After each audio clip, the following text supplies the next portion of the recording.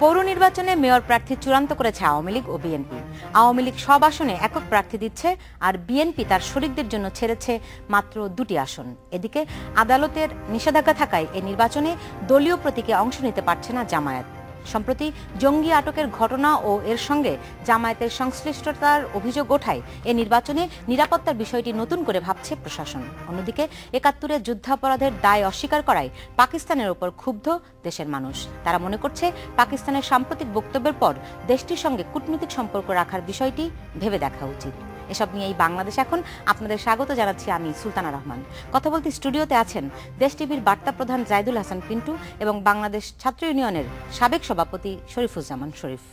আপনাদের দুজনকে স্বাগত জানাচ্ছি। সারা দেশ আসলে এখন পৌর নির্বাচন নিয়ে ব্যস্ত, অনেকখানি জাতীয় নির্বাচনের আবহ পেয়েছে, যেহেতু দলীয় প্রতীকে নির্বাচন হচ্ছে, নৌকা এবং ধানের শেষ প্রতীকে।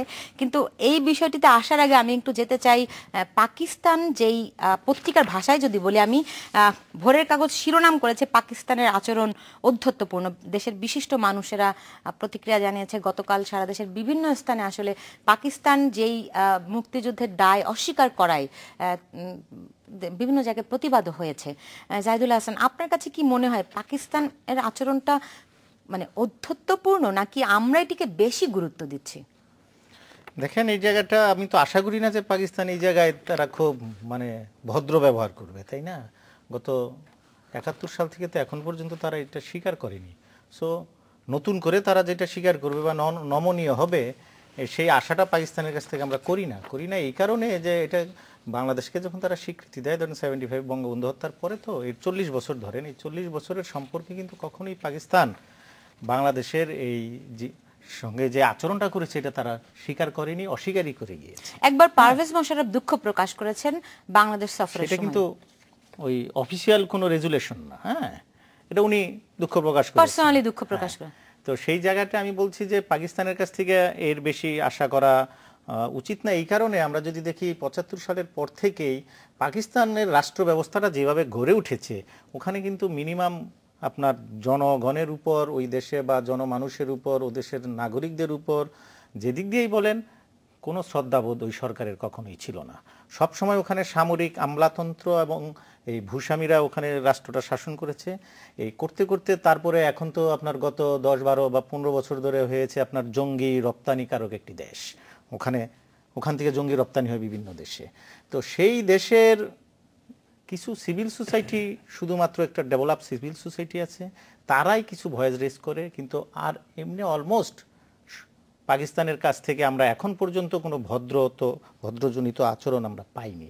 সেই কারণে আমি আশা করি না যে পাকিস্তান এই দায় স্বীকার করবে। আর যেটা বলেন ঔদ্ধত্য, এটার সঙ্গে আপনার এর আগেও যে আপনার ঘটনাগুলো, মানে আমাদের যে যুদ্ধাপরাধীদের যে মৃত্যুদণ্ড কার্যকর হয়েছে, পাকিস্তান সেম রিয়াকশন দেখালো, এইবার একটু বেশি দেখিয়েছে। তার কারণ হলো আপনার তার পেইড এজেন্ট এর মধ্যে একজন ছিলেন, যেটা আমরা এই সালাউদ্দিন কাদের চৌধুরী, যেটা ওনাদের আচরণেই বোঝা গেছে। আমার এটা বলা লাগে না, এটা পাকিস্তানের কি আসমা জাহাঙ্গীর নিজেও সেটা বলছেন পাকিস্তান সরকারের রিয়াকশন দেখে। তো এটা সঙ্গত কারণেই তার দেশের একজন এজেন্টকে যখন আপনি এখানে মৃত্যুদণ্ডে দণ্ডিত করবেন, যতটাই যৌক্তিক কারণ হোক, উনি তো ওনার নিজের লোক হিসাবে এই রিয়াকশনটা দেখাচ্ছে। ওই পাকিস্তান কিন্তু এই জায়গায় বাংলাদেশের সাথে তার সম্পর্কের কথা ভুলে গেছে। এটা যে একটি রাষ্ট্র, আলাদা একটি রাষ্ট্র নিজস্ব নিয়ম নীতির মধ্যে চলে, হ্যাঁ, সেই জিনিসটা তারা ভুলে গেছে তাদের ব্যক্তিগত কারণে। সো পাকিস্তানের কাছ থেকে এর বেশি কিছু আশা করার উপায় নেই। কিন্তু আমি যদি আসি যে যেই সিমলা চুক্তি হয়েছিল, যেখানে পাকিস্তানের যারা যুদ্ধাপরাধী সেনারা ছিল, 195 বাংলাদেশ চেয়েছিল তাদের বিচার করতে, কিন্তু তখন বাংলাদেশ, ভারত, পাকিস্তান ত্রিপক্ষীয় চুক্তির মাধ্যমে তাদেরকে পাকিস্তানে ফেরত পাঠানো হলো। সেই চুক্তির কিন্তু অনেকগুলি শর্ত ছিল। শর্তের ভিতরে ছিল বাংলাদেশকে পাকিস্তানের পক্ষ থেকে স্বীকৃতি দেওয়া, এবং আপনার আরো যে বিষয়গুলি ছিল, মানে যদি শুধুমাত্র কূটনৈতিক স্বীকৃতির বিষয়টিও ধরি, সেটা কিন্তু তারা বঙ্গবন্ধু হত্যার পরে দিয়েছে। এই চুক্তি কিন্তু বরখেলাফ তারা করেছে। তারপরেও কেন বাংলাদেশের পক্ষ থেকে এদের বিচারের কোনো উদ্যোগ নেওয়া হয়নি? শরীফুজ্জামান। ধন্যবাদ আপনাকে।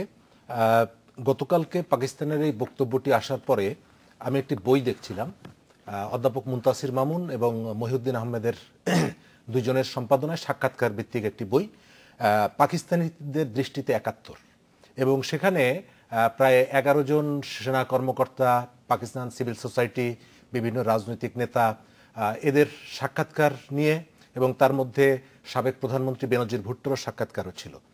তো বইটি পড়ে আমার কাছে যেটুকু মনে হয়েছে, পাকিস্তান এখনো সারা পৃথিবীকে দেখে তার সামরিক দৃষ্টিকোণ থেকে, সামরিক দৃষ্টিভঙ্গি থেকে। এবং আপনি জানেন যে এই ধরনের একটি ঘটনার পরে, আজকে দ্বিতীয় বিশ্বযুদ্ধের পরে অনেক দেশ তাদের দ্বারা যারা ক্ষতিগ্রস্ত হয়েছে তাদের প্রতি সহমর্মিতা জানাচ্ছে, দুঃখ প্রকাশ করছে, ক্ষতিপূরণ দিচ্ছে। কিন্তু পাকিস্তানের যে আচরণগুলি সেটি যেমন ঔদ্ধত্যপূর্ণ, একই সঙ্গে পাকিস্তান সেই কাজটি করছে যে এখনো সমস্ত বিষয়গুলোকে সে সামরিক দৃষ্টিভঙ্গি থেকে দেখার চেষ্টা করছে। এর কারণ হলো যে পাকিস্তানের, আমাদের বাংলাদেশ ৭১ সালে আমরা স্বাধীনতার পর আমাদের এখানে অনেক চড়াই উতরাই পেরিয়েও বাংলাদেশের বেশ কতগুলো প্রতিষ্ঠান হিসাবে আজকে আপনি দেখেন গণমাধ্যম, নাগরিক সমাজ, অন্যান্য জায়গা, অনেকগুলো প্রতিষ্ঠান কিন্তু ইতিমধ্যে তৈরি হয়েছে। কিন্তু পাকিস্তানের সেই ধরনের কোনো প্রতিষ্ঠান আপনি দেখাতে পারবেন না সামরিক বাহিনীর বাইরে, যে এই ধরনের কোনো প্রতিষ্ঠান তারা গড়ে তুলতে পেরেছে। এমনকি পাকিস্তানের ভদ্র মানুষ হিসাবে আমরা যাদেরকে চিনি, এই যে আকরাম খান, ইমরান খান যিনি আত্মীয়তার সূত্রে নিয়াজির ভাইপো, তার পক্ষ থেকে আমরা শুনলাম তিনি একটি খোলা চিঠি দিলেন এই মুজাহিদ সাকার ফাঁসির আগে, যে এই কাজটি করা ঠিক হবে না। আমরা হামিদ মীরকে একজন মুক্তমনা মানুষ হিসাবে জানি, কিন্তু যখন ৭১-এর বিষয়টি আসে তখন সেই হামিদ মীরকে আমরা দেখি যে তিনি একটি পক্ষ অবলম্বন করেন, অর্থাৎ উনি গোলাম আযমের কিন্তু আপনারা যদি একতরফা ভাবে দেখেন তাইলে একরকম, কিন্তু এই পাকিস্তানের হামিদুর রহমান কমিশনই তো আবার এই যুদ্ধাপরাধীদের বিচার করা, বাংলাদেশকে ক্ষতিপূরণ দেওয়ার সেই কমিশনের রিপোর্টে তো আসছে। সেই কমিশনের রিপোর্ট কোথায়? বাস্তবায়িত হয়নি, কিন্তু তাদের তদন্তে তো এসছে। তারা যে ইয়েটা করছে, এই দেশে যে অত্যাচার নির্যাতনটা করেছে তাদের চিত্রে এসেছে হামিদুর রহমান কমিশনে। পুরো কমিশনের রিপোর্টটা অধিকাংশ জুড়েই এইগুলো আসছে, কিন্তু ওটা তো ওই পর্যন্তই।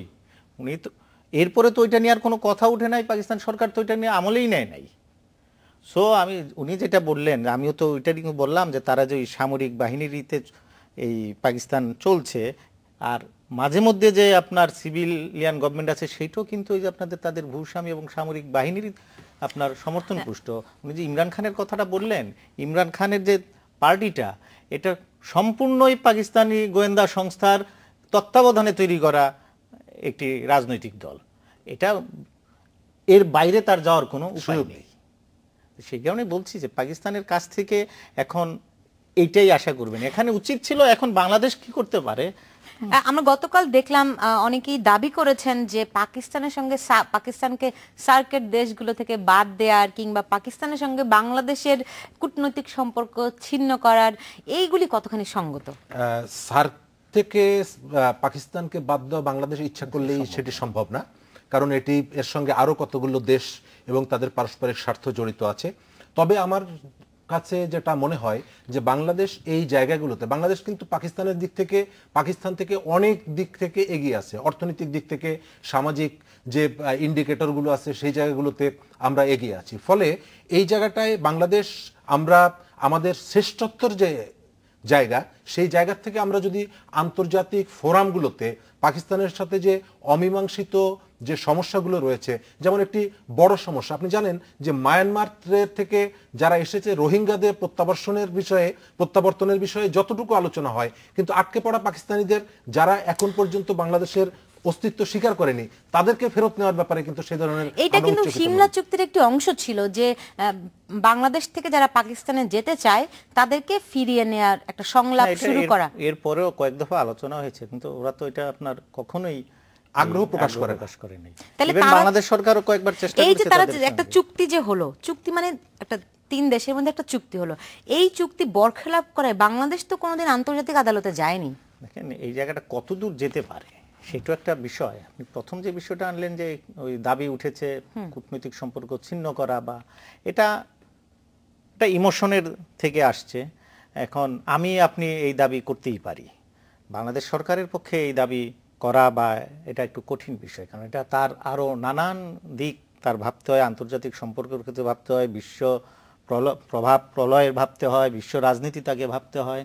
হ্যাঁ, তারপরে সাউথ এশিয়ান সম্পর্ক, বাংলাদেশ ভারত সম্পর্ক, এগুলো সব মিলিয়ে ভেবেই তো বাংলাদেশ সরকারের সিদ্ধান্ত নিতে হবে। চাইলেই কূটনৈতিক সম্পর্ক ছিন্ন করা যায় না, ঠিক আছে, এটা অনিঃসন্দেহে যুক্তিযুক্ত। কিন্তু আমি একটু এখানে প্রশ্নটি করে নেই, সেটি হচ্ছে যে আপনি তো ইসরায়েলের সঙ্গে সম্পর্ক রাখেন নাই। আমরা তো ইসরায়েলের সঙ্গে সম্পর্ক না রেখেও বিশ্বের কোনো জায়গায় আমাদের অসুবিধা হচ্ছে না। এখন প্রতিবেশী দেশ বলে ইসরায়েলের সঙ্গে তো আমার শুরু থেকেই সম্পর্ক নাই, এটা কখনোই ছিল না। হ্যাঁ, এটা এখন এই সবাই মেনে নিয়েছে, এটা নিয়ে কথা আর কেউ বলছে না। হ্যাঁ, এটা ইসরায়েলের সঙ্গে আবার দেখবেন কখনো যদি সম্পর্ক হয়েও যায়, দেখবেন একটা সময় আবার সেটা আচার আচরণ কি হবে সেটার উপর নির্ভর করবে। ইন্ডিয়া যেমন ইসরায়েলের সঙ্গে সম্পর্ক আরো ভালো করার উদ্যোগ নিয়েছে, হ্যাঁ, ওখানে কিন্তু এটা কথা উঠছে না। আমরা করতেছি না ফিলিস্তিনের কথা চিন্তা করে, হ্যাঁ, মুসলিম বিশ্বের কথা চিন্তা করে। বাংলাদেশ এটা করছে না, কারণ মুসলিম বিশ্বকেও তো আপনি হঠাৎ মানে রাগাতে পারতেছে না, নানান কিছু, সে কারণেই বললাম নানান কিছু তো ভাবতে হচ্ছে আপনাকে। ইসরায়েলের সঙ্গে তো আবার আপনার সবচেয়ে বড় পরাশক্তির সম্পর্ক, ফলে সেইটা কেন তাহলে আমরা না ভেবে পাচ্ছি? সেই সঙ্গে আপনার বিএনপির পক্ষ থেকে গতকাল প্রেস ব্রিফিং এ বলা হয়েছে যে পাকিস্তান আসলে যুদ্ধাপরাধের দায় এড়াতে পারে না। এই দুটি বিষয় নিয়ে আমি ফিরবো, নিচ্ছি মাত্র 40 সেকেন্ডের একটি বিরতি, সঙ্গে থাকুন।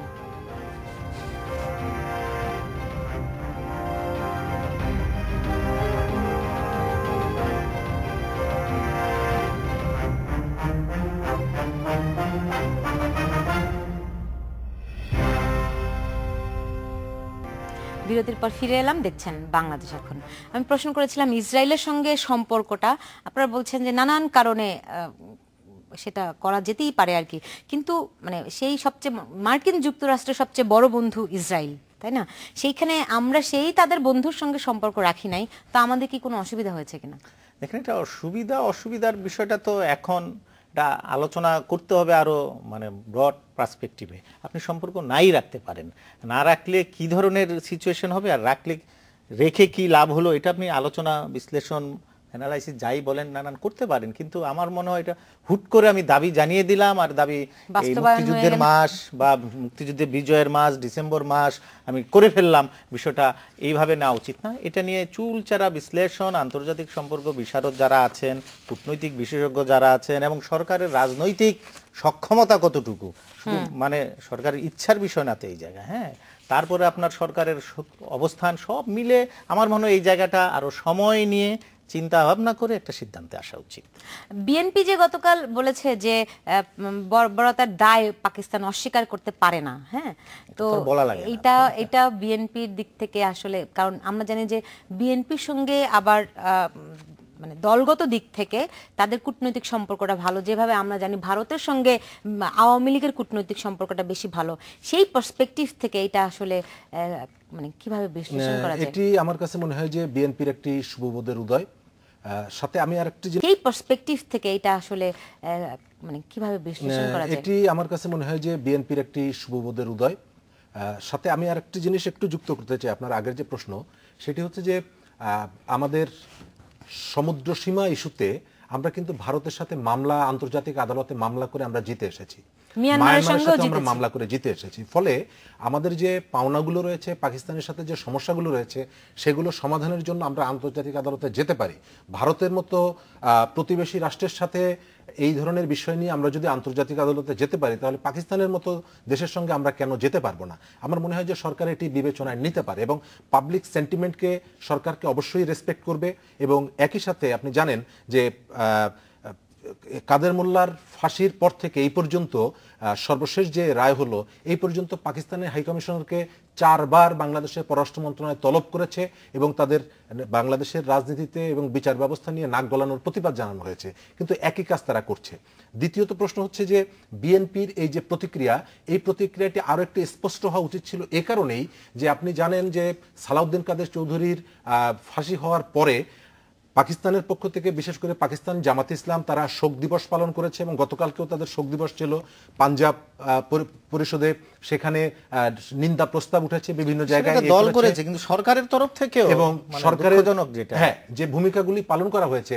এবং আমি দেখি তাদের বক্তব্যের ভাষাটি, তারা যে বক্তব্যটি দিয়েছে, সেই বক্তব্যের জায়গাটা হলো যে এরা পাকিস্তানি আদর্শের প্রতি আস্থাশীল ছিলেন এবং সেই কারণে বাংলাদেশের সরকার খুঁজে খুঁজে পাকিস্তান সরকারের প্রতি বা পাকিস্তানের অখণ্ডতার প্রতি আস্থাশীল মানুষগুলিকে ধরে ধরে ফাঁসি দিচ্ছে। আমার মনে হয় যে এই জায়গাটি খুবই পরিষ্কার করা দরকার, এই কারণে যে সালাউদ্দিন কাদের চৌধুরী শুধু ব্যক্তিগতভাবে একজন মানুষ তো ছিলেন না, তিনি বাংলাদেশের প্রধানমন্ত্রীর রাজনৈতিক উপদেষ্টা পর্যন্ত হয়েছেন, বিএনপির মতো একটি দলের স্থায়ী কমিটির সদস্য ছিলেন।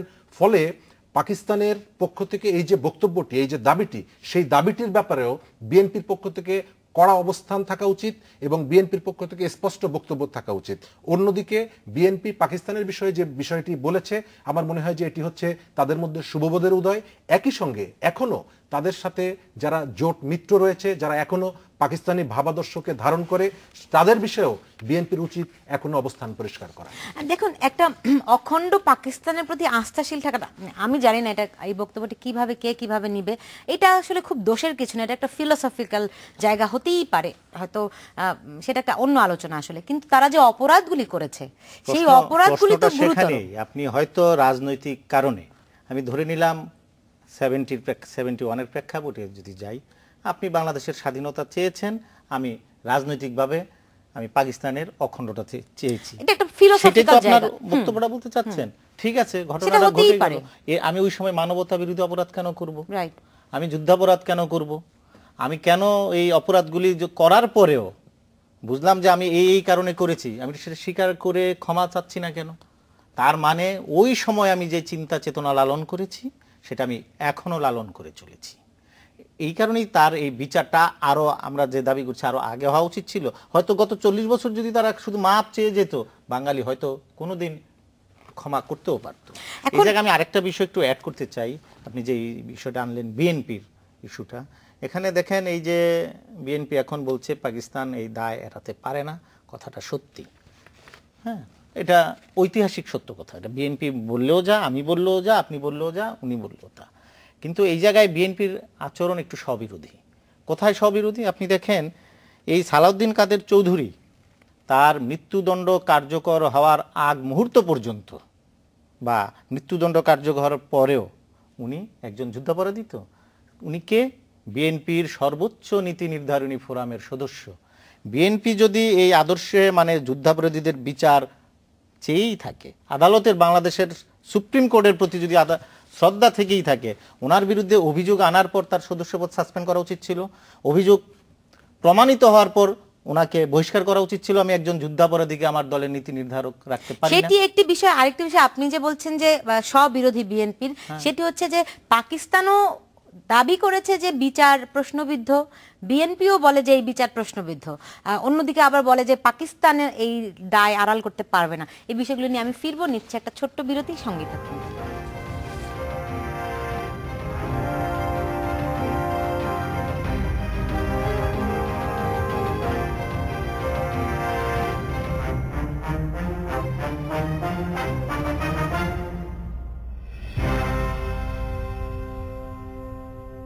বিরতির পর ফিরে এলাম, দেখছেন বাংলাদেশ এখন।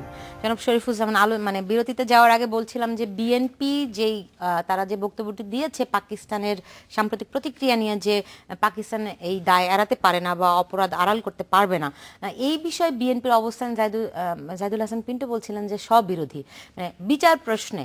এটা কি আপনিও একমত নাকি? আমি তো সেটাই বললাম যে অন্তত এই বক্তব্যটুকু আমি ইতিবাচকভাবে দেখতে চাই, যে পাকিস্তানের যে ভূমিকাটি সেটি বিএনপি স্বীকার করে নিয়েছে। একই সঙ্গে যদি বিএনপি পাকিস্তানের যে সমর্থক যারা এই বাংলাদেশে মুক্তিযুদ্ধের সময় 30 লাখ মানুষকে হত্যার সাথে সহযোগী যারা ছিল এবং সেই হত্যাকাণ্ডের মাস্টার মাইন্ড যারা ছিল, তাদের যখন বিচার হচ্ছে তখন কিন্তু বিএনপির প্রতিক্রিয়া আবার ভিন্ন প্রতিক্রিয়া দেখাচ্ছে। ফলে স্ববিরতির জায়গাটা হচ্ছে ওই জায়গাটায়। এবং বিএনপি যদি প্রকৃতপক্ষে মুক্তিযুদ্ধের সেই পাকিস্তানিদের ভূমিকা, এবং পাকিস্তান শুধু কিন্তু একা পাকিস্তান না, নিয়াজি কিন্তু একা নিয়াজি না, নিয়াজির সঙ্গে কেন্দ্র করে আরও একটি গোষ্ঠী এখানে তৈরি হয়েছিল, নিয়াজি, নিজামি, মুজাহিদ, এই যে গোষ্ঠীটি, আপনি যদি ঘৃণা করতে হয়, আপনি যদি প্রতিবাদ করতে হয়, আপনি যদি বিচার চাইতে হয়, আপনার যদি সমালোচনা করতে হয়, তাহলে পুরো যে সিন্ডিকেটটি, এই সিন্ডিকেটটির বিরুদ্ধে আপনাকে সমালোচনা করতে হবে। আপনি যদি এই বিষয়টাকে, পুরো সিন্ডিকেট বলতে আসলে তো অনেক বড় পরিসরও বোঝা যেতে পারে। আপনি কি সেটি শুধুমাত্র বাংলাদেশ পাকিস্তানের মধ্যে সীমিত রাখতে চান, নাকি পুরো মানে আন্তর্জাতিক বৃহৎ অঙ্গনে নিয়ে যেতে চান? তাহলে মুক্তিযুদ্ধের প্রসঙ্গে অনেক দেশ আমাদের মুক্তিযুদ্ধে বিরোধিতা করেছে, আমাদের বিপক্ষে অবস্থান নিয়েছে। অবশ্যই সেটি আমরা অবশ্যই আমরা বলবো যে সপ্তম নৌবহর পাঠিয়েছে মার্কিন যুক্তরাষ্ট্র, বাংলাদেশের বিপক্ষে তার অবস্থান নিয়েছে। পাকিস্তান বাংলাদেশের সাথে সরাসরি যুদ্ধে জড়িয়েছে, এবং এর আগে যে আলোচনাটি হলো যে পাকিস্তানের প্রতি আনুগত্য প্রকাশ করা, এটি কিন্তু তারা সরল বিশ্বাসে করেনি, এটি একটি সাধারণ বিশ্বাসের জায়গা থেকে করেনি। শুধু তারা যে কাজটি করেছে সেটি হচ্ছে যে সেই সময় তারা সশস্ত্র অবস্থায় যারা মুক্তির আকাঙ্ক্ষা ব্যক্ত করেছে তাদের উপরে গণহত্যা পরিচালনা করেছে। ফলে একটি রাষ্ট্রের প্রতি সাধারণ আপনার একটি ভালোবাসা প্রদর্শন করা, আর একটি রাষ্ট্রের থেকে যারা মুক্তি পেতে চায় তাদের উপরে গণহত্যা পরিচালনা করা সম্পূর্ণ দুটো ভিন্ন বিষয়। জাহিদুল হাসান, মানে আমরা গতকাল থেকে এই বিষয়টি নিয়ে আসলে আলোচনা করছি, তো পাকিস্তানকে নিয়ে এত সময় ক্ষেপণ করা কি খুব দরকার আছে? এটা আমাদের দেশের মানুষের আবেগের বিষয়, তো এই কারণে নয়তো আপনার এটা নিয়ে এত আলোচনা হতো না। আলোচনা হচ্ছে বাংলাদেশের মানুষের মনে কষ্ট দিয়েছে আমাদের যে এই 16 কোটি মানুষ, আমরা সবাই কষ্ট পেয়েছি। পাকিস্তানের কাছ থেকে কি আমরা এর চেয়ে বেশি কিছু আশা করেছিলাম? আমি শুরুতেই বললাম আশা করি না, কিন্তু তারপরেও কষ্ট তো লাগে। ওনারা তো কষ্টটা দিয়েছে, পাকিস্তান তো আমাদের দেশের মানুষকে কষ্ট দিয়েছে। সেই কষ্টর জন্য একটা বহিঃপ্রকাশ হচ্ছে আপনার এই দাবি মিছিল সমাবেশ, তারপরে ঘৃণা আপনার জানানো। সেটারও যে দরকার নাই তা না, আমার কেন জানাতে হবে? আমি ধরেন আজকে পাকিস্তানে তো 71-এর ঘটনা, আজকে যে শিশুটির 10, 12, 15 বছর, তারও তো সেটা জানতে হবে। এই প্রজন্ম তো আপনার মুক্তিযুদ্ধের ভুল ইতিহাস জেনে এসেছে। এখন এই ঘৃণা জানানোর মধ্য দিয়েও কিন্তু আপনার বাচ্চাটা প্রশ্ন করবে এটা কেন হচ্ছে, আপনার তখন 71-এ ফিরে যেতে হবে। আমার বাচ্চাটা জিজ্ঞেস করবে বাবা কেন এই ঘৃণা কেন জানানো হচ্ছে, কেন পাকিস্তানের সাথে সম্পর্ক ছিন্ন করার কথা আসছে, তখন আমি আবার 71-এ ফিরে যাব। এইভাবেই কিন্তু এই একটা প্রজন্মকেও আপনার মানে পরম্পরা যেটাকে বলে, এই কারণে এই ঘৃণা জানানোটাও দরকার আছে। আপনি জানেন এই ঘুরে ফিরে একই উদাহরণ আসবে। আপনি জার্মানিতে এই হিটলারকে এখনো স্কুলে একজন ঘৃণ্য ব্যক্তি হিসাবে পরিচয় করে দিয়ে তার সম্পর্কে আপনার জানানো হচ্ছে। তার দেশেরই তো, এই জার্মানিরই তো আপনার এই হিটলার, হ্যাঁ, এখনো আপনার এই কত বছর পরেও তাকে ওইভাবে পোর্ট্রেট করতেছে। তো আমার দেশেও সেইটা দরকার ছিল। আমরা বিভিন্ন সময় সেটা করিনি, কিছু সময় করার চেষ্টা করছি, কিছু সময় আবার ইতিহাসের পাতা উল্টো দিকে নিয়ে যাওয়ার চেষ্টা করেছি। সেই জায়গাটা যতক্ষণ না পর্যন্ত ক্লিয়ার হবে, মুক্তিযুদ্ধের প্রশ্ন কোনো রকমের ডিবেট যতক্ষণ না থাকবে ততদিন পর্যন্ত আমাদের এটা চালিয়ে যেতে হবে। সেই আর কি। আমি একটু যেতে চাই স্থানীয় সরকার নির্বাচনে। আমি যদি একটু খবরের কাগজ বলি, দেখবেন যে প্রার্থিতা নিয়ে আওয়ামী লীগের সংঘাতের আশঙ্কা। আপনি জানেন যে গতকাল আওয়ামী লীগ সবগুলি আসনে প্রার্থিতা চূড়ান্ত করেছে, তারা এককভাবে প্রার্থী দিয়েছে। বিএনপি মাত্র 2টি আসন শরিকদের জন্য ছেড়ে দিয়েছে, তবে সেটা কিন্তু জামায়াত নয়।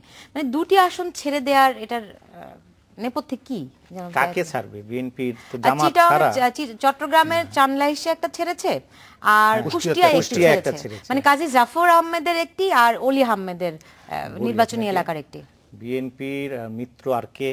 জামাত ছাড়া নির্বাচন করার মতো ক্ষমতা এই 20 দলীয় জোটে কে আছে? আপনি আমাকে নাম বলেন তো। আপনি তো দীর্ঘদিন সাংবাদিকতা করেন, 20 দলীয় জোটের 20টা দলের নাম বলতে পারবেন? পারবেন না। আমার ধারণা বিএনপি যারা করে তারাও বলতে পারবে না। সো এই জায়গায় বিএনপির বড় মিত্র জামাতের উপর জামাত আর বিএনপির ভোট মিলে একটা বড় সংখ্যা দাঁড়ায়। সেই জায়গায় আপনার জামাত যখন নির্বাচন করতে পারছে না, ওই 2টা ছাড়া এটা আপনার সম্পর্কের কারণে ছাড়তে হয়েছে। হ্যাঁ, এটা না ছাড়লেও যে বিএনপির খুব বেশি ক্ষতি হতো আমি সেটা দেখছি না। কারণ বিএনপির এই যে জামাতের যে ভোটটা পাবে, এর বাইরে যে বাকি ভোটটা সারা বাংলাদেশে তাদের লেস দেন 1% ভোট। আমি সেটা বলছি, জামায়াতের না, জামাত বাদ দিয়ে বাকি যা আছে লেস দেন 1% ভোট। এটা আমি বলার জন্য বলছি না, এটা ফ্যাক্টস, আপনি দেখতে পারেন। হ্যাঁ, ওই এর আগে তো নির্বাচন হয়েছে, বাকি যা আছে লেস দেন 1% ভোট। এটা আমি বলার জন্য বলছি না, এটা ফ্যাক্টস, আপনি দেখতে পারেন। হ্যাঁ, ওই এর আগে তো নির্বাচন হয়েছে, এই দেশে জাতীয় নির্বাচন, ওই ভোট দেখলেই বোঝা যাবে। এখানে একটু চালাকি আছে। চালাকিটা হচ্ছে যে জোটের যে দ্বিতীয় বৃহত্তম দল জামাত ইসলাম, জামাত ইসলামের কিন্তু নিবন্ধন নেই নির্বাচন কমিশনে, ফলে তারা দলের নামে তারা নির্বাচনে অংশগ্রহণ করতে পারছে না। আমি আসার আগে বিএনপির যে দায়িত্বপ্রাপ্ত নেতা সাংগঠনিক সম্পাদক শাহজাহান সাহেবের বক্তব্য আমি দেখছিলাম, যুগ্ম মহাসচিব, এবং তার কাছে জিজ্ঞেস করা হয়েছে যে জামাত ইসলামের বিষয়ে আপনাদের ভূমিকা কি হবে, এবং তারা যে 2টি আসন ছেড়েছে এবং জামাতের ব্যাপারে তাদের বক্তব্য হচ্ছে, উনি স্পষ্ট করে বলেছেন যে এটির জন্য আগামী বৃহস্পতিবার পর্যন্ত আপনাকে অপেক্ষা করতে হবে। বিএনপি অকৃতজ্ঞ দল নয়। অকৃতজ্ঞ দল মানে হচ্ছে জামাত ইসলামের প্রশ্নে তারা অকৃতজ্ঞ নয়, জামাত ইসলামের প্রশ্নে তারা কৃতজ্ঞ, এবং জামাতকে তারা অন্য কৌশলে জামায়াতের পক্ষ থেকে দাবি হচ্ছে তারা আসলে ধানের শীষ প্রতীক নিয়ে নির্বাচন করতে চায় না, এইটা হচ্ছে কি তাদের দিক থেকে দাবি। আর বিএনপির পক্ষ থেকে বলা হচ্ছে যদি তাদেরকে নির্বাচনে আসতে হয় তাহলে ধানের শীষ প্রতীক নিয়ে নির্বাচন করতে হবে। এটা যতবারই আমরা জেনেছি। এর বাইরেও তো থাকে, ধরেন জামাতের একজন নেতা। আমি আপনার এই বিশ্লেষণটা একটা বিরতি থেকে এসে শুনি, নিচ্ছে একটা ছোট্ট বিরতি, সঙ্গে থাকুন।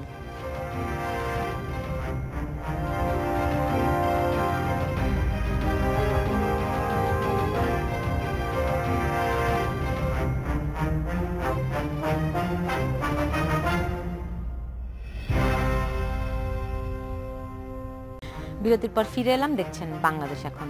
জি জাহিদুল হাসান, আপনি একটা বিশ্লেষণ দিতে যাচ্ছিলেন যে বিএনপি এবং জামায়াতের সম্পর্ক নিয়ে এই আসন্ন পৌরসভা নির্বাচনে। জামাত যেটা মানে আপনি যেটা বলছিলেন যে সংবাদপত্রে এসেছে যে জামাত দলীয় প্রতীক মানে ধানের শীষে নির্বাচনে অংশ নিতে চায় না, সেটা তাদের একটা রাজনৈতিক স্ট্যান্ড। বিএনপি কিন্তু জামাত কিন্তু কখনোই ধানের শীষে নির্বাচন করেনি, যদিও আপনার জামাতের সঙ্গে বিএনপির আন্ডারস্ট্যান্ডিং সেই 91-এর নির্বাচন থেকে। মাঝখানে 96-এর জাতীয় সংসদ নির্বাচনে আলাদা হওয়ার পর যখন বুঝতে পেরেছে দুইজনেরই লস হয়েছে, এরপর থেকে কিন্তু তারা আর তারা আর আলাদা হয়নি। প্রতিটি নির্বাচনেই তারা দলীয় প্রতীকে নির্বাচন করেছে, আসন ভাগাভাগি করেছে দলীয় যার প্রতীক নিয়েই জাতীয় সংসদে। তো এবার যেটা হচ্ছে জামাত যেহেতু আপনার দলীয় প্রতীক নিয়ে নির্বাচনে অংশ নিতে পারছে না, জামাত তো বসে থাকবে না, সেই জায়গায় বিএনপিও বসে থাকবে না। উনি যেটা বললেন যে ওই শাহজাহানের উদ্ধৃতি দিয়ে যে বিএনপি অকৃতজ্ঞ দল না, আসলেই তাই হবে। যেটা আমার ধারণা, জামাতকে বেশ কয়েকটা আসন যেখানে জামাত শক্তিশালী, সেখানে জামাতের ক্যান্ডিডেটকেই বিএনপি সাপোর্ট দিয়ে যাবে। ওখানে জামাত বিএনপির কোনো ক্যান্ডিডেট থাকবে না, কিন্তু জামায়াতের প্রার্থীকে বিএনপি স্থানীয়ভাবে সমর্থন দিবে, সরাসরি সমর্থন দিয়ে ওখানে ভোট দিতে বলবে। কিন্তু সেই ক্ষেত্রে তারা যে মানে যেই যতগুলি পৌরসভা তারা সমঝোতায় আসবে, সেই ক্ষেত্রে তো তারা প্রতীক কিন্তু একই প্রতীক কিন্তু পাবে না যদি স্বতন্ত্রভাবে নির্বাচন করে। সেটা সমস্যা নাই। ধরেন আপনার এই আপনার ইন্ডিপেন্ডেন্টের অফিসে একজন ক্যান্ডিডেট জামাতের ক্যান্ডিডেট সেই মগ মার্কায় দাঁড়ালো, বিএনপি এসে বলল তুমি মগ মার্কায় ভোট দাও।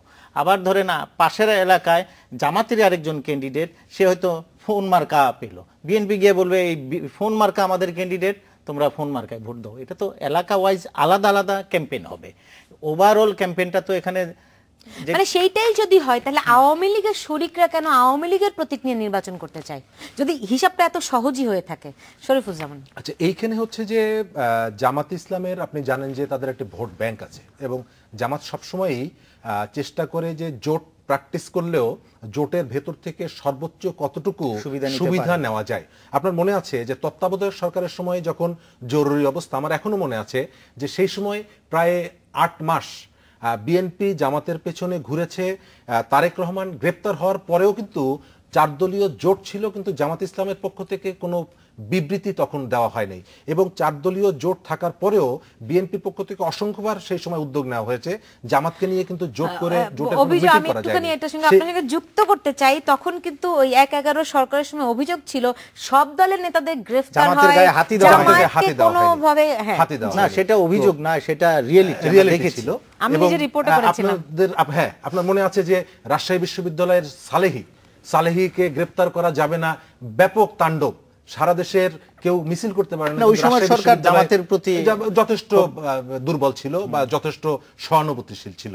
তো এই জায়গাটায় জামাত ইসলাম সম্ভবত চেষ্টা করছে যে যেহেতু তারা একটা নতুন মেরুকরণের দিকে যাচ্ছে, তাদের দল নিষিদ্ধের প্রক্রিয়ার দিকে যাচ্ছে, ফলে তারা একটা আলাদা আইডেন্টিটি নিয়ে বা তাদের শক্তি কতটুকু সেটি পর্যবেক্ষণ করার জন্য বা পরীক্ষা করার জন্য ধানের শীষ না নিয়ে তাদের প্রার্থীরা নিজেদের স্বতন্ত্র অবস্থান থেকে হয়তো ভিন্ন ভিন্ন প্রতীক নিয়ে, কিন্তু ওই জায়গাগুলোতে তাদের ক্ষমতাটা অ্যাসেসমেন্ট করার জন্য তারা এই ধরনের একটি উদ্যোগ নিতে পারে। তবে আমার কাছে যেটা ধারণা সেটি হচ্ছে যে এই নির্বাচনেও প্রমাণ করে দিচ্ছে যে বিএনপি সহজে জামাত ইসলামকে ত্যাগ করতে পারবে না। যেটাই মানুষের প্রত্যাশা যে বিএনপি জামাতকে ত্যাগ করুক, কিন্তু সেটি দুটি দলের মধ্যে গাঁটছাড়া এমনভাবে বেঁধেছে এবং ইতিমধ্যেই আমরা এর আগেও শুনেছি যে এক মায়ের পেটের ভাইয়ের মতো, এবং সেটি দেখা যাচ্ছে যে জামাতের বিপদের দিনে তাদের পাশে দাঁড়ানো এবং জামাতকে নিয়ে রাজনীতি করা, এই যে জায়গাগুলো, সেই জায়গাগুলোতে বিএনপির যথেষ্ট সুযোগ ছিল এই জায়গা থেকে বেরিয়ে এসে মানুষের প্রত্যাশা অনুযায়ী পদক্ষেপ গ্রহণ করা। কিন্তু আমি প্রশ্নটি করেছিলাম যে বিএনপি যদি জামায়াতকে সমর্থন দেয় এবং তারা যদি ওই প্রতীকে সাধারণ মানুষ কিংবা তাদের সমর্থকরা যদি ওই প্রতীকেই সাড়া দেয়, তা আওয়ামী লীগের শরিকরা কেন আওয়ামী লীগের প্রতীক চাই? আওয়ামী লীগের সঙ্গে তো এই জায়গায় মিলাতে পারবেন না, যার যার কেমিস্ট্রি আলাদা। না না, আওয়ামী লীগের সঙ্গে আওয়ামী লীগের যেই আপনি মহাজোটের কথা বলছেন, তো তার শরিকরা কেন আওয়ামী লীগের প্রতীক নিয়ে নির্বাচন করতে চায়? হ্যাঁ, 14 দল কেন, সেটা তার ওই 14 দলের কেমিস্ট্রি আর এই 4 দলীয় জোট বা 20 দলীয় জোটের কেমিস্ট্রি তো আলাদা। ওই 14 জুলাই আমি এটা স্থানীয়ভাবে এটা নির্ভর করে। আপনি ধরেন এখানে এই ওয়ার্কার্স পার্টি বা জাসদ অথবা আপনার অন্য যে কোনো দল, 14 দলের ভিতরে যারা আছে, সেই ক্যান্ডিডেট হয়তো চিন্তা করে তার প্রতীকে নির্বাচন করলে সেখানে তার জয় হওয়ার সম্ভাবনা কম। সে যদি নৌকা প্রতীক নিয়ে নির্বাচন করে তাহলে নৌকা প্রতীকের যত ভোট আছে সে পাবে, তার জয়ী হওয়ার সম্ভাবনা বেশি। এটা সহজ ইকুয়েশন। কিন্তু জামাতের ইকুয়েশনটা কিন্তু আলাদা। উনি ব্যাখ্যাটা ক্লিয়ার করে দিয়েছেন যে জামাত চায় তার স্ট্রেন কত, যদি ধানের শীষ নিয়ে আসে একরকমের স্ট্রেন তার প্রকাশ পাবে, যদি ধানের শীষের বাইরে সে আলাদা প্রতীক নিয়ে আসে সে তার স্ট্রেনটা তখন হিসাব করতে পারবে তার ওই জায়গায় কেমন। কিন্তু 14 দলের বিষয়টা আলাদা, এই কারণে 14 দল নৌকা নিয়ে আসলে নিশ্চিত জিতবে এই ধরনের একটা আশা করে, যে কারণে অন্য কোনো প্রতীক। তাহলে অন্যান্য দলগুলোর, আওয়ামী লীগের সঙ্গে যুক্ত অন্যান্য দলগুলোর তাদের আসলে নিজেদের শক্তি পরীক্ষার কোনো আকাঙ্ক্ষা নাই, এমনটা কি বলা যায় না? সেটা অস্বীকার মানে মানতে হবে। হয়তো তুলনামূলকভাবে বিএনপির জোট দ্বিতীয় যে শক্তি বা দ্বিতীয় যে শরিক, অথবা বিএনপির মধ্যে আরো দু একটি দল আছে, যেমন কর্নেল অলি আহমেদ, তার একটি নিজস্ব ভোট ব্যাংক আছে, না তার এলাকায় তার এলাকায় একটা নিজস্ব ভোট ব্যাংক আছে। তো এর বাইরে যারা রয়েছে 14 দলের মধ্যে, তাদের ওই রকমের শক্তি সম্ভবত নেই। না থাকার কারণে তারা মূলত জোট প্র্যাকটিস করতে গিয়ে পুরো জোটটাকে দিয়েই তার শক্তি বাড়াতে চায় এবং নিজস্ব সাংগঠনিক শক্তি তারা আপনি খুব সুন্দর করে বলেছেন, কিন্তু এটাকে তো আসলে বলা যায় পরনির্ভরশীলতা। সেই জায়গা থেকে আমরা কি আসলে কোনোদিন বের হতে পারবো কিনা? আর একটা হচ্ছে বিএনপিতে ইদানিং আমরা দেখছি যে যারা 1-11 সময় সংস্কারপন্থী ছিল তাদের অনেককে আমরা দীর্ঘদিন পরে দেখতে পাচ্ছি। ফলে আসলে রাজনীতির হিসেব নিকাশে শেষ পর্যন্ত কোন জায়গাটি দাঁড়াচ্ছে এই বিশ্লেষণটি জানার চেষ্টা করব। নিচ্ছে একটা ছোট্ট বিরতি, সঙ্গে থাকুন।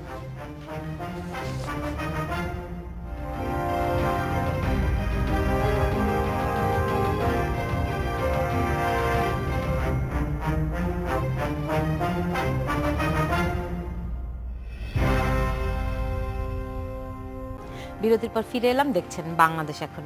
জি, আমরা বলছিলাম যে বিএনপিতে ইদানিং মানে একসময় সংস্কারপন্থী বলে যারা পরিচিত তাদেরকে দেখা যাচ্ছে সে মানে এতে কি রাজনৈতিক হিসেবে নতুন কোনো কিছু মাত্রা যুক্ত হলো কিনা। সেই সঙ্গে আমি আরেকটি প্রশ্ন করতেই চাই আসলে, যে মানে এই গত 3 বছর ধরে যুদ্ধাপরাধীর বিচার হচ্ছে, বিএনপির অনেকেই মনে করে, বিশেষ করে সমর্থকরা, জামায়াতের সঙ্গটা পছন্দ করে না। এখন এই আসন্ন এই পৌর নির্বাচনে ভোটের রাজনীতিতে যদি সরাসরি বলি যে বিএনপির সমর্থকরা কি জামায়াতের প্রার্থীদের ভোট দেবে কিনা? জাহিদুল হাসান, দেখেন, এটা এই প্রশ্নের জবাব যদি দেই আমার ইতিহাস ঘাটতে হবে, কারণ ভবিষ্যতে দিবে কিনা আমি তো এখন বলতে পারছি না। কিন্তু ইতিহাস বিশ্লেষণ করলে দেখা যায় ভবিষ্যতের আবহটা পাওয়া যায়। ইতিহাস বিশ্লেষণ করলে দেখা যায়, আপনি দেখবেন 96-এ আপনার যখন জামাত আর বিএনপি আলাদা নির্বাচন করলো, সেই একটা আসনের উদাহরণই আপনাকে দেই। আপনার সবচেয়ে বড় যুদ্ধাপরাধী যে মানে নিজামী, হ্যাঁ, এই নিজামীর আসনের যদি ভোটের হিসাব নেন, ওখানে দেখবেন যে নিজামী ভোট পেল 23%। আমাদের ওখানে অধ্যাপক আবু সাইদ জিতেছিলেন 41% ভোট পেয়ে। বিএনপি ভোট পেয়েছিল ওখানে আপনার 33%-এর মতো, ঠিক আছে।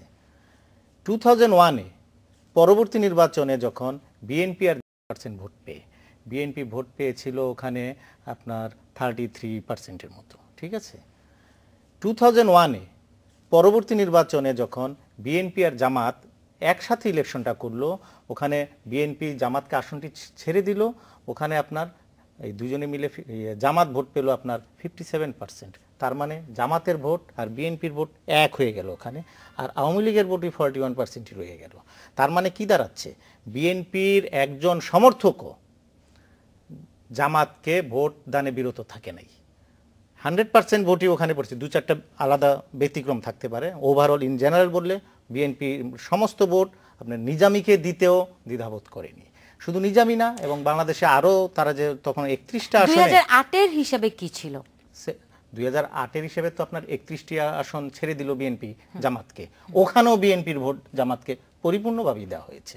তো সেই একটা ইতিহাস যদি দেখি, বিএনপি কখনোই জামাতকে ভোট না দিতে বা দিতে দ্বিধা করে না বিএনপির সমর্থকরা। হ্যাঁ, যতই আমরা মুখে বলি বা ইয়ারা বলে যে বিএনপির ভিতরে অনেক মুক্তিযুদ্ধের চেতনার লোক আছে দলের মধ্যে আছে। আপনি 93-তে পার্লামেন্টে বিশাল ডিবেট হয়েছিল, বি চৌধুরী উপনেতা, বি চৌধুরীও জামাতকে নিষিদ্ধ করার কথা বলছিল ওই সময়। হ্যাঁ, বিএনপির অনেক নেতা, 22 জন নেতা তখন একসঙ্গে বিএনপিতে যারা যারা জামায়াতের বিপক্ষে ছিল তারাই একসময় দলে কোণঠাসা হয়েছে, এমনটাও বলা যায়। সেটা ওই যে আপনার সাকা চৌধুরী যদি আপনার হয় বিএনপির নীতি নির্ধারণী ফোরামের অন্যতম সদস্য হতেই পারে। যেটা আপনি বলছিলেন যে আমি এখনো মনে করি বিএনপির ভোটাররা জামাতের ক্যান্ডিডেটকে যদি বিএনপির নেতৃত্ব থেকে বলা হয় ভোট দাও, সবাই ভোট দেবে। কারণ ওই ভোটটা বিএনপির না, ওই ভোটটা জামাতে, ওই ভোটটা হলো আওয়ামী লীগ বিরোধী যেই ভোটটা, ওই ভোটটা কখনোই বিএনপির লবির মানে গ্রুপের বাইরে অন্য কোথাও যাবে না। সেই ক্ষেত্রে লাভবান হবে জামাত বিএনপি একসঙ্গে নির্বাচন করলে। আচ্ছা, তাদের কাছে সেই হিসাবটা তো তাহলে গুরুত্বপূর্ণ হয়ে উঠবেই। কিন্তু আমি যে প্রশ্নটি করেছিলাম যে ইদানিং আমরা বিএনপিতে এমন কিছু নেতাকে দেখছি যারা সংস্কারপন্থী বলে পরিচিত ছিল, ইনফ্যাক্ট গত 7-8 বছরে তাদেরকে আমরা সেইভাবে দেখিও নাই, তারা হঠাৎ করে যখন দৃশ্যমান হচ্ছে তখন কি বিএনপিতে এক ধরনের নতুন মাত্রা যুক্ত করছে কিনা? আচ্ছা, বিএনপিতে নতুনদের আগমন এই বিষয়ে বিএনপির ভিতরে নানা রকমের ক্ষোভ বিক্ষোভ ইত্যাদি আছে। আপনি কয়েক মাস আগে বিএনপির একজন নেত্রী তারেক রহমান সম্পর্কে যে একজন সাবেক এমপি, তার যে বক্তব্য আমরা পরবর্তীতে ফাঁস হয়ে যায়, সেখানে আমরা দেখেছিলাম তাদের ভিতরে একটা অস্থিরতা, অসহিষ্ণুতা কাজ করছে। মধুদ সাহেব এবং অন্যান্য যারা, তারা কিন্তু প্রকাশ্যেই এই বিষয়গুলোর সমালোচনা করছে। ফলে তাদের ভিতরে একটা আশঙ্কা রয়েছে, একদিকে বিএনপি তার ক্ষমতা বাড়ানোর জন্য বা বিএনপি তার কর্তৃত্ব বাড়ানোর জন্য যে সমস্ত নেতারা তাদের দল থেকে চলে গিয়েছিল বিভিন্ন সংস্কারের দাবি তুলে, এবং ভেতরকার অনেকগুলো বিষয় তারা প্রকাশ করে দিয়েছিল, তাদেরকে বাধ্য হয়ে যেমন গ্রহণ করছে, একই সঙ্গে আপনার কাছে যদি আমি প্রশ্ন করি একজন গণমাধ্যম কর্মী হিসাবে, আজকে আমরা অনেক ঢাকঢোল পিটিয়ে বিএনপি যে ঢাকা মহানগর কমিটি করলো, মির্জা আব্বাসকে আহ্বায়ক করে, মির্জা আব্বাসের অবস্থানটি কোথায়? তিনি কি জেলে আছেন? তিনি জেলে নেই। তিনি কি প্রকাশ্যে আছেন? তিনি প্রকাশ্যে নেই। তিনি কি গোপনে কোথায়? আমরা কেউ জানি না। অর্থাৎ দলটি কিভাবে চলছে সেটি আপনি মওদুদের বক্তব্য অথবা মেজর জেনারেল মাহবুবুর রহমানের বক্তব্য অথবা অন্যান্য যে নেতাদের বক্তব্য যেগুলি ফাঁস হয়েছে সেগুলির থেকে আমরা বুঝতে পারি দলটির ভেতরকার। কিন্তু বাংলাদেশের এই ধরনের একটি বড় রাজনৈতিক দল, তাদের এই রকমের বিপর্যস্ত অবস্থা এটি আমরা প্রত্যাশা করি না। দ্বিতীয়ত হচ্ছে যে বিএনপি যুদ্ধাপরাধী ইস্যুতে যেটি বলেছেন, বিএনপির শীর্ষ নেতৃত্ব প্রকাশ্য জনসভায় দাঁড়িয়ে যাদের প্রাথমিকভাবে ফাঁসির রায় হয়ে গেছে, আপিলের শুনানি চলছে, তাদের জন্য মুক্তি কি চাওয়া হয়নি 20 দলীয় জোটের জনসভায়? বিএনপির চেয়ারপারসন কি তাদের জন্য মুক্তি চাননি? সরাসরি চান নাই, তিনি রাজবন্দী বলেছেন। তার মানে হচ্ছে যে আমরা যদি মনে করে থাকি যে বিএনপির ভিতরে, হ্যাঁ বিএনপির ভিতরে মেজর হাফিজ সাহেবের মতন অনেক বড় মুক্তিযোদ্ধা আছে, কিন্তু ক্ষমতার প্রশ্নে জামাতের কাছে গিয়ে তাদের সেই মুক্তিযুদ্ধের, তাদের যে পেছনের যে ইতিহাস, সেই ইতিহাসগুলো তারা ভুলে যান। তারা বলছেন প্রশ্নবিদ্ধ বিচার ব্যবস্থা। আমি যদি বলি যে বিচার, ওই এগুলো আলোচনা করেছি আমি একটু আপনার মানে শরীফুজ্জামানের কথা সূত্র ধরি যে বিপর্যস্ত বিএনপি যদি তাই হয়, তাহলে এই পৌর নির্বাচনকে সামনে রেখে তারা কি সাংগঠনিকভাবে এখন আরেকবার নতুন করে ঘুরে দাঁড়াতে পারবে কিনা? অবশ্যই এই সুযোগটা তো বিএনপি নিয়েছে খুব, মানে আমি মনে করি বিএনপি রাজনৈতিকভাবে একটা সঠিক সিদ্ধান্ত নিয়েছে। 2014-এর নির্বাচনে না গিয়ে যে ভুলটা বিএনপি করেছে, সেখান থেকে শিক্ষা নিয়ে এবার এই নির্বাচনে অংশ নেওয়াটা বিএনপির জন্য আমি মনে করি সব দিক দিয়েই ভালো। শুধু বিএনপির জন্য না, এটা দেশের জন্যও ভালো, রাজনীতির পরিবেশের জন্যও ভালো। তো এই সিদ্ধান্তটা নিয়েছে। এখন সাংগঠনিকভাবে যে প্রশ্নটা তুললেন, সাংগঠনিকভাবে একটু চাঙ্গা তো হবেই। 235টা আপনার এই এলাকায় যে নির্বাচনটা হবে সেই 235টা এলাকায় আপনার একটা উৎসবমুখর পরিবেশ হবে, বিএনপির নেতা কর্মীদের সমাগম হবে, তারা যে মুভমেন্টটা করবে এতে যে সংগঠন তৃণমূল পর্যায়ে একটু চাঙ্গা হবে, এটা খুবই স্বাভাবিক। সেই জায়গাটা নেয়ার জন্যই বিএনপি তো আজকে নির্বাচনে যাওয়ার সিদ্ধান্তটা নিয়েছে। আর আরেকটা প্রশ্ন করেছিলেন আপনি এই নতুন মুখদের, যে আপনি সংস্কারপন্থীদের, এটা আমার মনে হয় আপনার বিএনপির ভেতর থেকেও একটা চাপ আছে যে যারা আমাদের কাছ থেকে দূরে সরে গিয়েছিল নানান পরিবেশ পরিস্থিতির কারণে, এখন ওই যে বিপর্যস্ত বিএনপি, এই বিপর্যস্ত বিএনপিকে গড়ে তোলার জন্য ওই সবাইকে নিয়ে চলা, যে খালেদা জিয়ার একটা আহ্বান ছিল ওই গত আপনার এই রোজার সময় যে ইফতার পার্টিতে, যে সবাইকে নিয়ে চলার আহ্বান জানিয়েছিলেন, আমার ধারণা সেইটারই একটা আস্তে আস্তে বহিঃপ্রকাশ ঘটতে যাচ্ছে। হয়তো ভবিষ্যতে এই এমন আরও যারা মানে দল ছুট না হলেও বিচ্যুত হয়ে গিয়েছিলেন তারা হয়তো আসবেন। পিন্টু ভাই, এইখানে কিন্তু অনেককেই তারা অনেক আগেই নিয়েছেন। আপনি সাইফুর রহমান সাহেবের কথা, প্রয়াত সাইফুর রহমান সাহেব, যার বাসায় বসে সিনিয়র লেভেলে, তারপরে মেজর হাফিজউদ্দিন, মানে ওই সময় যারা খুবই আলোচিত সংস্কারপন্থী যারা ছিলেন বিভিন্ন জায়গায়, তারা কিন্তু তারা বড় বড় পোস্টে চলে গিয়েছেন কিন্তু অনেক আগে।